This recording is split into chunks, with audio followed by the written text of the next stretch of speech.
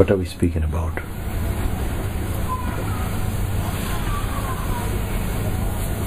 You have won the award of a happy life,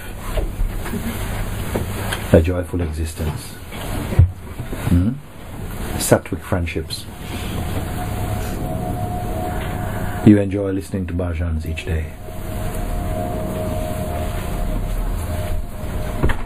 You're not stressed. Why not enough? How ungrateful.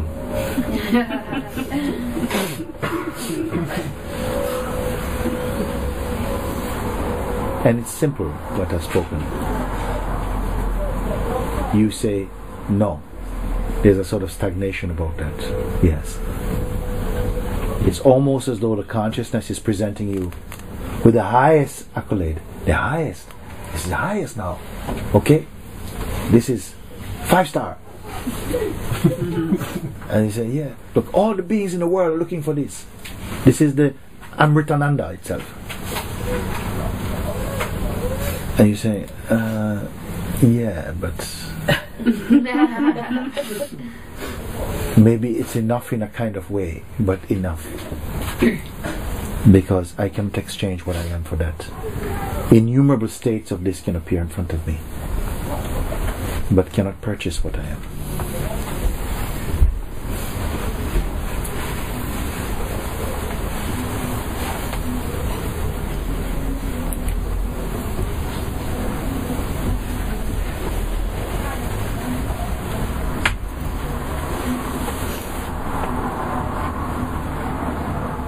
It comes a time when you do see that you cannot leave the world alone, including this body. You cannot leave it alone. Let it happen. Let it be lived. Let it be enjoyed. Let it be perceived. Watch it, actually. It does quite well without you. It responds when something happens. Actually, much more freshly without you. The minute you get into the posture of the controller, trouble comes. You let it be, and it seems somehow to move. It flows by itself. And guess what? It's always been doing it. But something came in between and took the job of the manager of that, the manager of the existence. And then you came to know hardship, struggle, disappointment, fear, anxiety. Now you're learning again, leave it be, let it be. You're not the doer of action or the thinker of thoughts. They appear as a sort of play inside ourselves. Because, in a sense, so great is the consciousness that we can multitask. Have the taste of that. But from the purity of real seeing, you have to admit that all of this is swimming by. And the witnessing of the swimming byness of everything confirms I cannot be that which passes.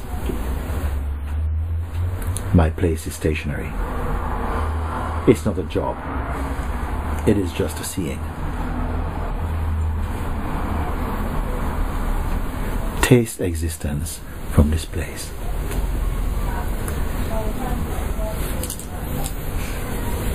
Taste the existence when it doesn't really matter if it's left or right, if it's up or down. It's okay. I'm not wanting life to be great. It just is.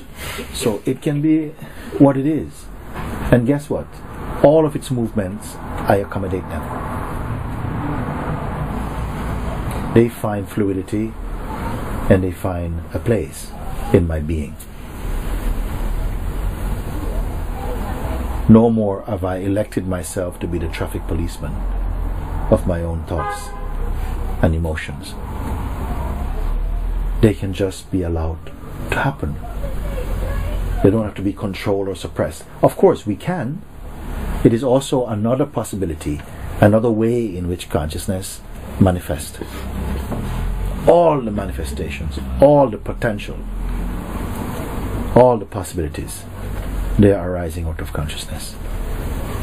And you are that consciousness.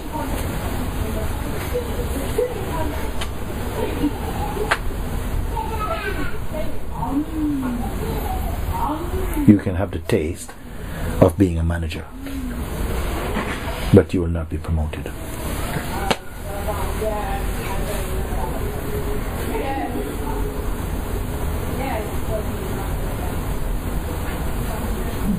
Let it be. Leave yourself alone. We are the main molesters of our own peace by harboring so many concepts about how we should be, or carrying on the baton that's been handed to us generations before.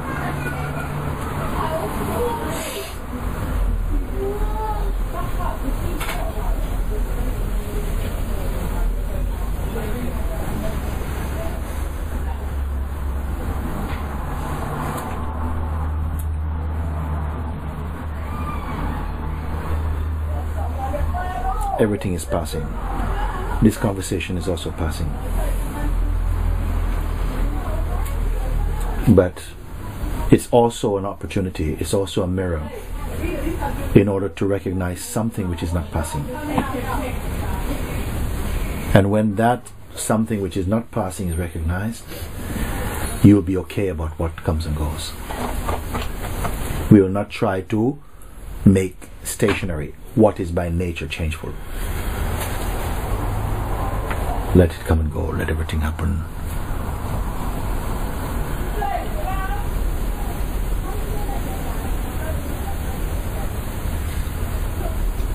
Don't hand over your joy in the hands of what is changeful.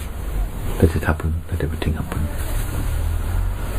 Of course, naturally also, a response comes from you to say yes or no. Let that yes or no happen. But don't place your life on it.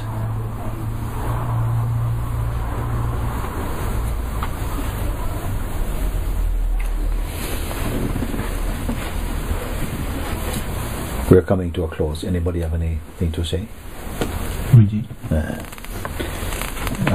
I don't know whether this is an arrogance or slowly becoming comfortable. I'm getting sure of what I am. Yes. Is it even a miracle? Is this true? Or is it a kind of an arrogance, or is it a kind of something? I'm getting very comfortable. I know what I am. Yes. Or I know what I am not. Yes. You're getting there, or you know? I know. You know. Yeah. Because you somehow the thought comes, is it arrogance? Then you don't want to say you know. You say, I'm getting to know. Because the thought maybe is arrogant to say that I am. And then you admit, I am getting there. But are you getting to know, or you know? You're getting to know slowly what you are, or you know what you are now? Are you getting to know what you're not, or you know what you're not? You follow my question or no?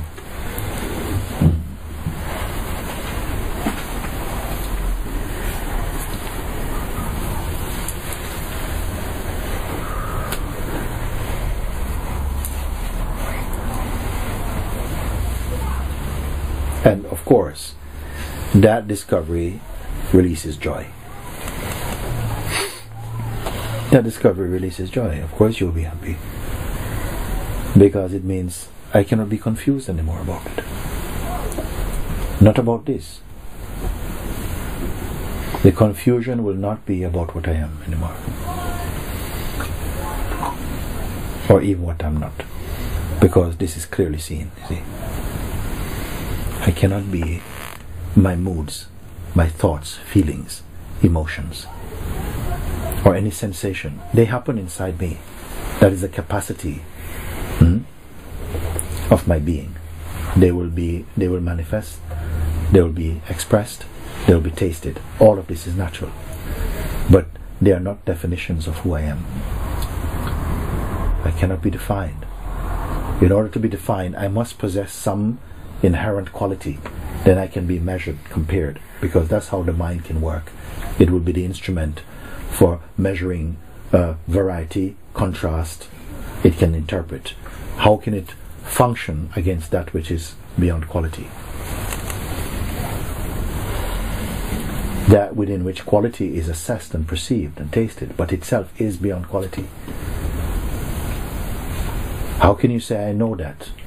The words are not adequate, but they point to something, an intuitive recognition, that whatever I can perceive, say, think, remember, imagine, love or hate, has no abiding reality. They are only sensations arising in consciousness. They are movement in my consciousness. They happen in my presence. There's no arrogance about this. This I is not a person. It didn't achieve itself. The I did not achieve itself.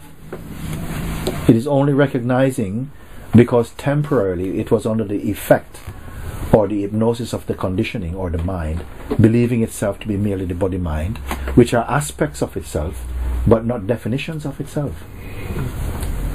And now that clear seeing is occurring. And what a joy, what an unburdening even.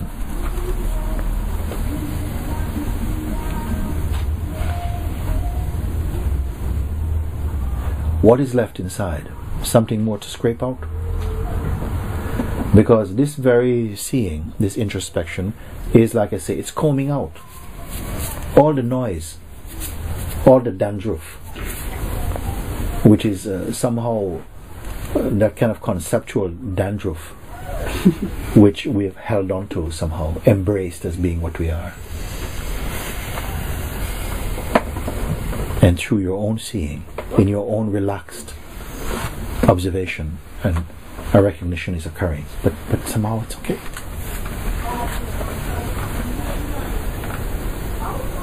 Is there one step you need to make to reach yourself? Half a step even. Is there 1 millimeter to make in order to get closer to what you are? Or are these not just ideas, which in the past we have so much held on to, that they sustained in us a sense of separation and division? You see? So here is a call simply to recognize and to own up to your seeing. Don't keep apologizing for what you see. Don't try to be lesser and don't try to be greater. Just stop trying and see what is already here. You see? And it cannot be seen merely with fleshly eyes. Another seeing is taking place. You see? I'm not telling you anything that needs to be written down in a book. Just as we speak, you can check in and confirm it's like this or not.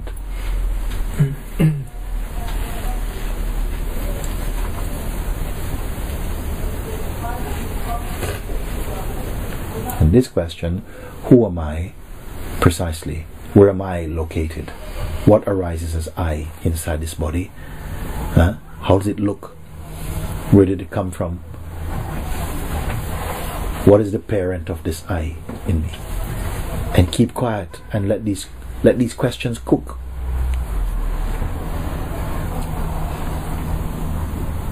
Let them marinate in that consciousness, in that introspection.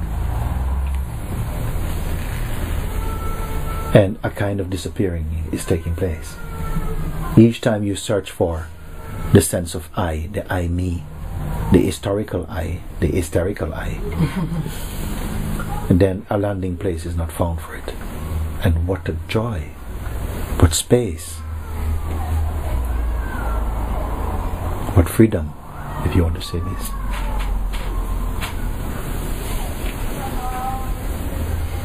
And then even one moves even beyond freedom.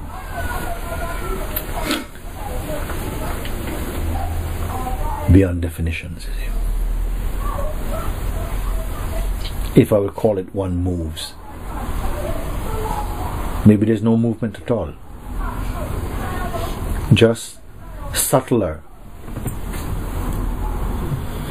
qualities are sliding away.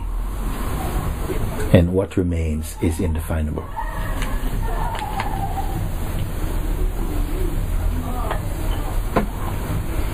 Very good.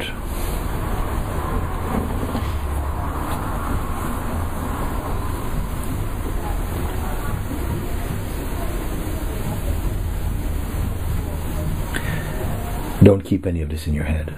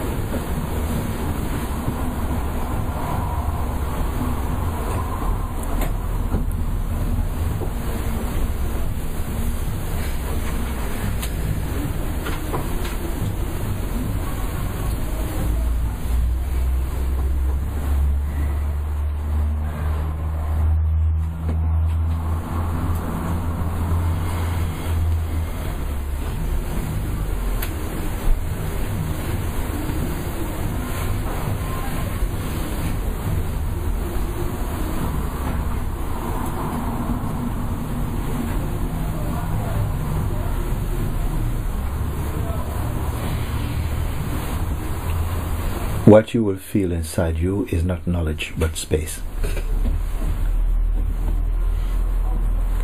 What you will feel inside you is not knowledge. It's not information. None of this is about information. It's washing out the information and leaving the pure space of being.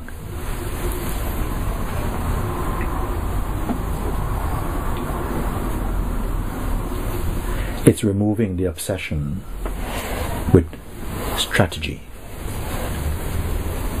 No strategy is needed for intelligent existence. It's again coming into spontaneous existence,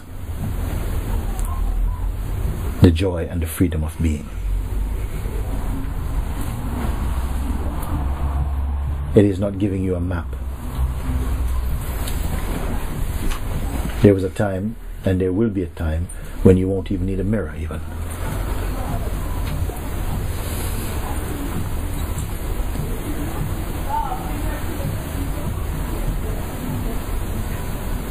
A beautiful realization.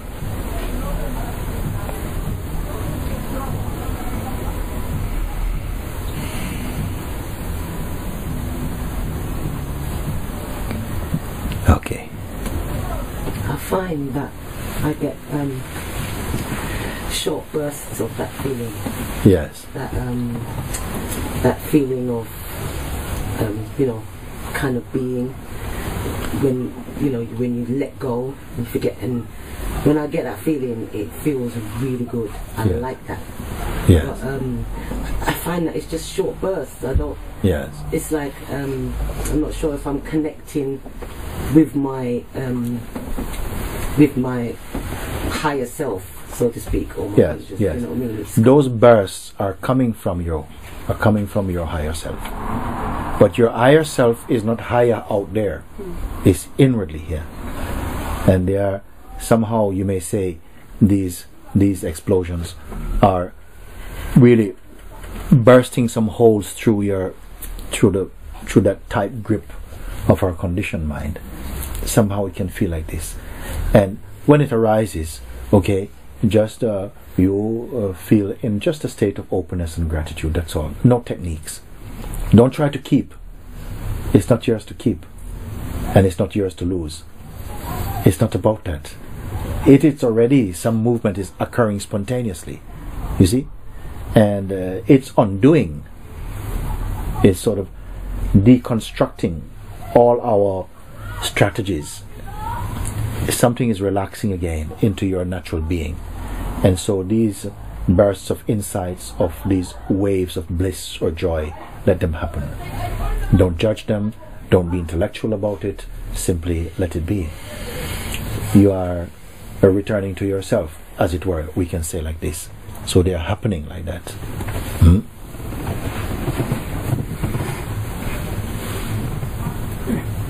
Gradually, these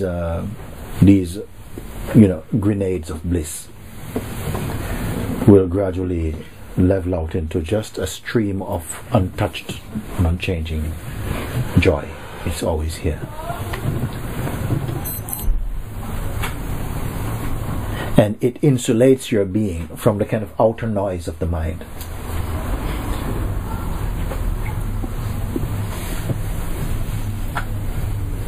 So it's not that we need to kill the mind physically, but more that you pay attention to yourself. You stop giving the attention to the mind and put the attention upon yourself. And so the negative mindset is starved of the oxygen of your interest and belief. You keep the attention upon that which watches the mind. You can exist without the mind, but the mind cannot exist without you. Judge which is the greater, you see. Your thoughts cannot exist without you, but you can exist without your thoughts.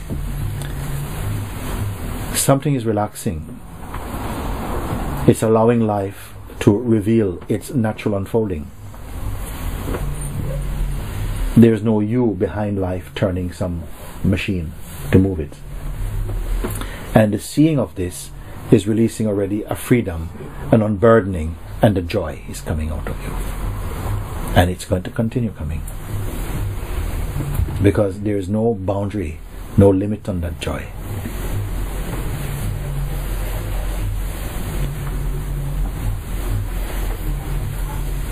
So I say in closing, I encourage something. There is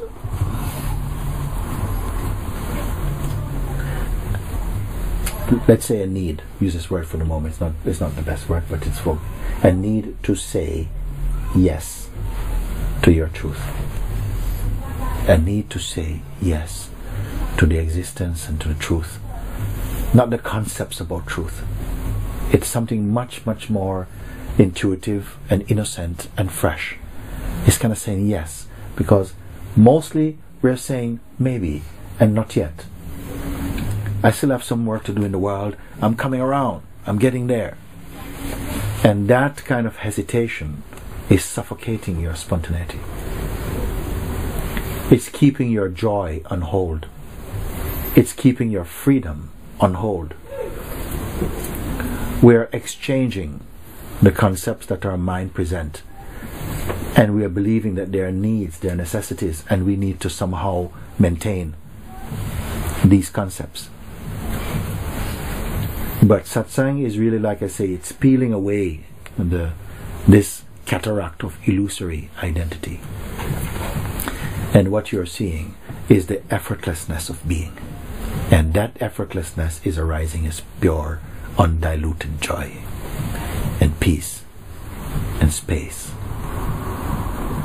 And you may call natural love.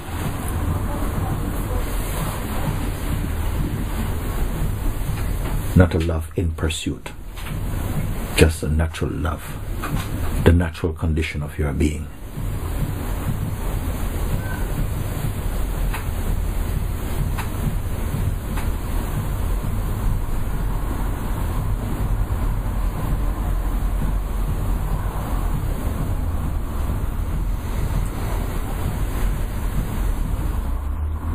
So this saying yes,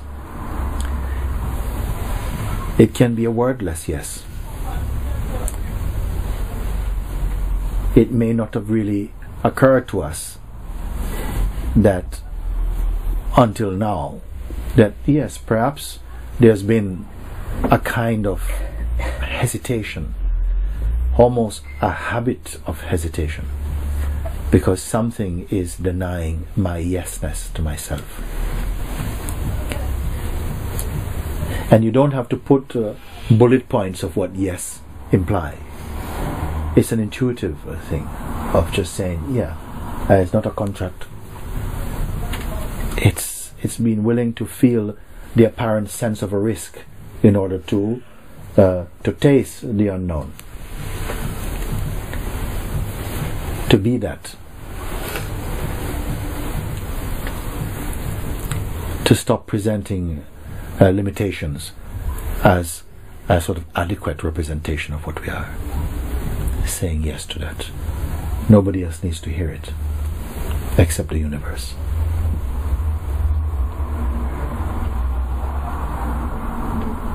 It's important to point out these things.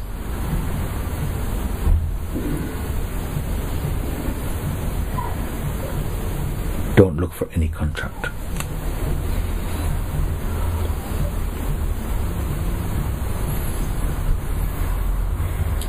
Okay.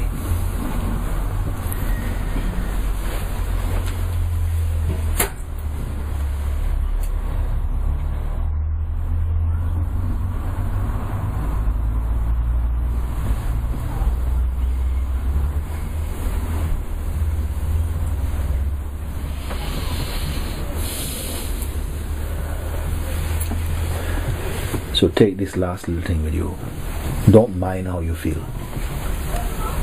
Don't mind how you feel.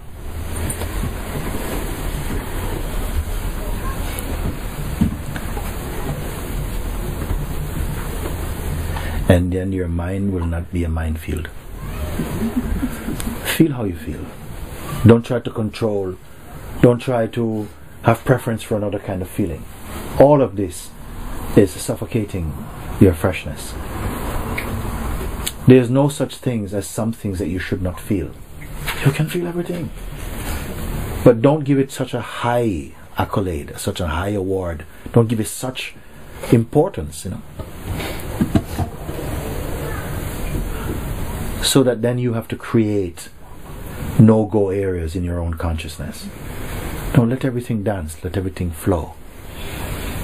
Feel it. Don't be living in a life of denials and suppression. Let it happen. Even pain when it comes. Welcome it. Let it come. Huh? Yes, let it come. But don't identify. Don't call yourself this and that. Just stay as that detached weakness. And don't say it should not be. Just let it be. And you stay as you are. Huh? And then a beautiful discernment will come. And the venom will leave out of that serpent. It will not be a serpent anymore. So experience what is experience. Let it be a play, like a dance of life.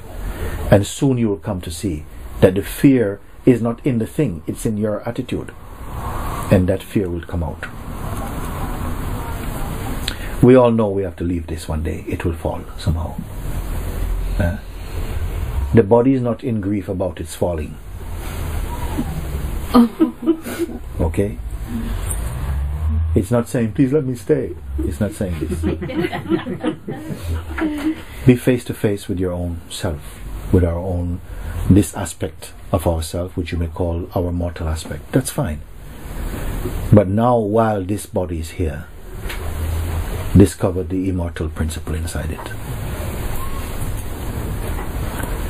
As I said before, this is a mortal body, but an immortal being moves in it. And that being wants to know itself and to come out of the confusion that it is what is passing. It is not the elements. But the elements somehow support it. They work together in order for cognition to take place. It's all part. It's all one. The body is also one with the being. But it's a much more limited. It's in time. It is in time.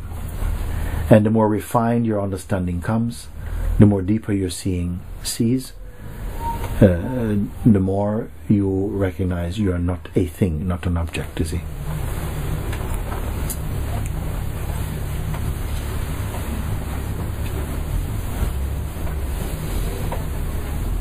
Okay, very good.